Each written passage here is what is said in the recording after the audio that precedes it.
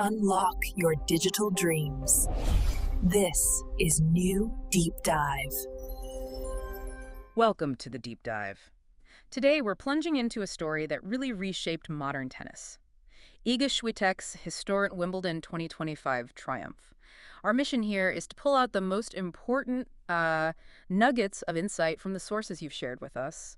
We want to unravel not just what happened, but how this incredible journey unfolded. Yeah, from the strategic prep to that mind-blowing final and what it all really means. Exactly. This isn't just about, winning another major. It's about a complete transformation, overcoming a really challenging season to do something. Well, pretty remarkable. Okay, let's unpack this. And what's fascinating here is how many different threads converge in this victory. It makes it more than just a personal win for Świątek. It feels like a pivotal moment, doesn't it, with implications for sports history. We're looking beyond the scores to understand the strategy, the mental game. Right, connecting her journey to that bigger picture of elite performance and legacy. Precisely. Absolutely. And to really get this, we need to rewind a bit. Understand the context of her 2025 season before Wimbledon. Because it wasn't exactly smooth sailing. Not at all. She'd lost her WTA #1 ranking to Sabalenka back in 2024. And then came that really tough semifinal loss at Roland Garros in 2025. Yeah. That definitely put her under, significant pressure. It did. Huge pressure. But here's where it gets interesting, that Roland Garros' loss, maybe counterintuitively, actually became a key advantage. How so? Well, it meant she had more time, more dedicated time for grass court preparation, something she hadn't really had extensively in previous years. Yeah. She actually spent a full week training on grass courts down in Mallorca. Turns out that was vital. And it wasn't just Mallorca, right? She followed that up with the WTA 500 in Bad Homburg. Yep, reached the final there. Lots to Pegula, but that wasn't really the main point. No, what stood out was her focus. She herself said she was intensely working on her movement, her positioning specifically for grass. Those fundamental shifts, yeah, crucial for her game on that surface. Exactly. And the sources also point to another factor, maybe more subtle, her new coach. Unnamed, but clearly influential. Right. What difference did that make? It seems this partnership led to some pretty profound changes in her approach on court. More patience, better emotional management. Yeah. Andrea Pekovic, former player, now commentator, she observed that Świątek in 2025 seemed less hectic. Less hectic. Yeah, more forgiving of herself, better able to handle those unforced errors that just happen on grass without letting them, snowball. Okay, that makes sense. Letting points go sometimes, maybe? Conserving mental energy? Exactly. It's a strategic shift, not just calming down. So it's clear these preparations, this mental reset, combined with her, incredible talent and willpower, Right? that really built the foundation for Wimbledon. It absolutely did. Yeah. She wasn't just physically prepped, she seemed mentally and tactically transformed. A perfect storm almost. Focused training, strategic adjustment. Setting the stage for something special. So, with all that in place, Świątek lands at Wimbledon.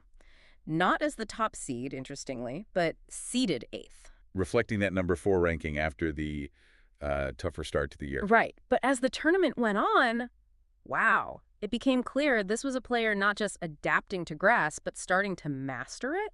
Here's where it gets really interesting. Her path to the final, it just became this narrative of growing confidence, undeniable dominance. You could really see her versatility shining through those early rounds against Kudermetova, against McNally. Even dropping that first set to McNally. Yeah. She showed that amazing ability to pivot mid-match, learn, adjust, right there on the court. That's not something you always see, especially from players maybe known more for clay. For sure. And that adaptability, it was even clearer against Danielle Collins in the 3rd round. An opponent who's given her trouble before. Exactly.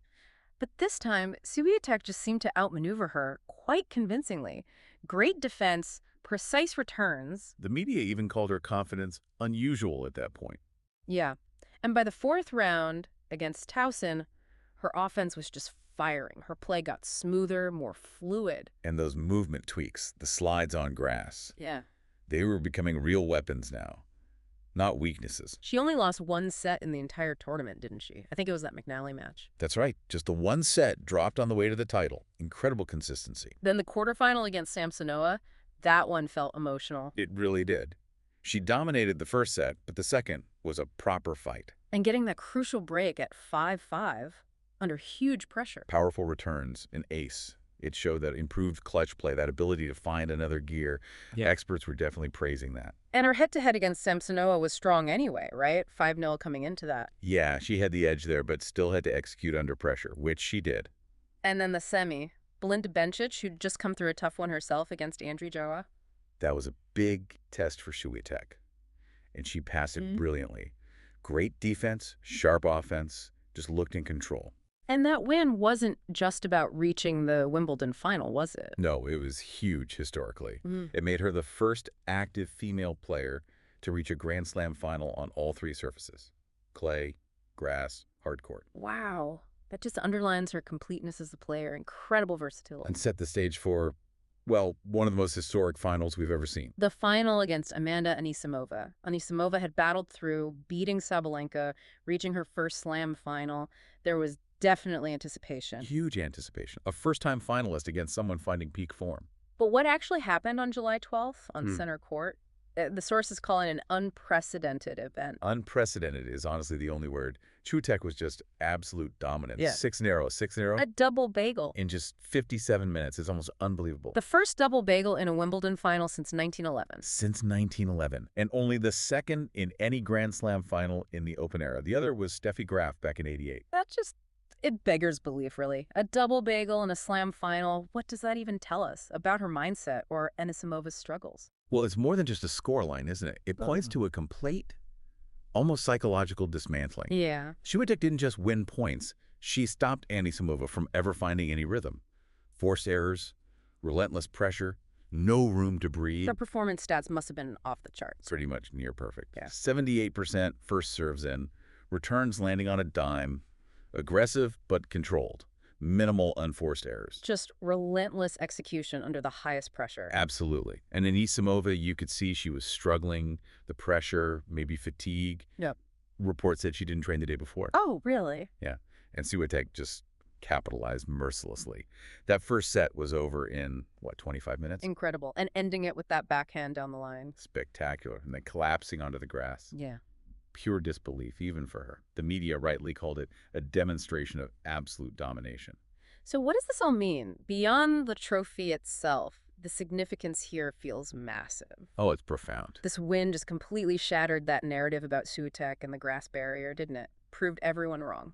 Totally disproved it. And she became the youngest player since Serena Williams in 2002 to win slams on all three surfaces: clay, grass, hard. That versatility is just incredible. And it massively boosts her legacy. This was her 6th Grand Slam title already. 6. 4 French, 1 Wimbledon now, 1 U.S. Open. Puts her in the top 10 most decorated women in the Open era, ahead of names like Sharapova, Hingis. Wow. At her age, too. Exactly. And that double bagel. It's just an unprecedented feat in modern tennis. People are comparing it to the greatest single-match dominances in any sport. And the impact back in Poland must have been huge. Immense. Jadrzejowska reached the final in '37, Radwaska in 2012. But Iga is the first Polish woman to actually win Wimbledon. You could feel the national pride. Congratulations from President Duda, Prime Minister Tusk. Robert Lewandowski, Agnieszka Radwaska herself. Just a huge wave of celebration. And it bumped her ranking, too, right? Yep, back up to world number 3 from 4th, solidifying her place right at the top. The emotion after the match was really something, too. Running straight to her dad and sister. Yeah, Tomasz and Agata, that embrace went viral instantly. Her speech, thanking her family, especially her dad, for, pushing her through difficult moments. Really humanized her, didn't it? Showed the person behind the champion. Definitely resonated with fans and the global media. Just full of praise. The Guardian calling her one of the greatest players in the biggest matches. The BBC saying it adds credibility to her status as one of the best tennis players of all time. High praise. Polish media, too, calling it a concert of tennis artistry, a display of domination. Even social media was buzzing. You saw those posts from @ThePoland News and @FrimDelegion highlighting the 6-0, 6-0, just domination. And fellow athletes chimed in. Lewandowski's funny meme. Joanna Jędrzejczyk calling her unique and unrepeatable. Radwaska emphasizing the talent, but also the incredible hard work. So looking ahead, this adaptation to grass, it suggests potential for dominance across surfaces for years, doesn't it? It really does. Experts are already talking about her breaking Grand Slam records. 6 titles at 24. You start thinking about the paths of Serena, Steffi Graf. High company. Very high. And she herself says she wants to keep improving, especially on grass. Still sees room to grow there. And now focusing on the hard courts for the rest of 2025. U.S. Open favorite again, presumably. Absolutely. She'll be the one to beat. And beyond the court, you see her influence growing, inspiring young Polish players, her foundation work. That Madame Tussauds Hot 100 list mentioned, too, she's becoming a major figure. Full stop. Leader on and off the court. What an incredible journey we've unpacked. Iga Świątek's Wimbledon 2025. It's just a story of grit, meticulous prep, and then that historic final that cements her legacy. Her ability to overcome those earlier challenges, adapt her game so effectively, especially on grass. It proves she's a complete player, dominant anywhere. It really shows you, doesn't it, how that kind of determination, that focused adaptation can lead to just unparalleled success. And this raises an important question for you to consider. How might this historic double bagel redefine expectations for elite performance in Grand Slam finals, setting a new, seemingly unattainable benchmark for future champions?